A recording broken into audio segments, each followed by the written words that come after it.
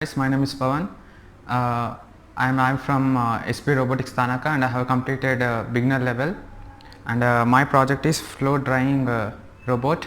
And for this robot, I have used the components, the wheels, chassis, and motor, and Bluetooth controller, and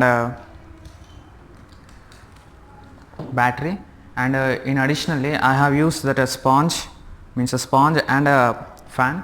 And for this application, I have where we can use is by sitting at one place we can clean the floor in every direction and in every corner, so that it can be helpful for us. And in one place we can work out all the things. So I can show you in very practically. This is how we can control the robot by Bluetooth controller.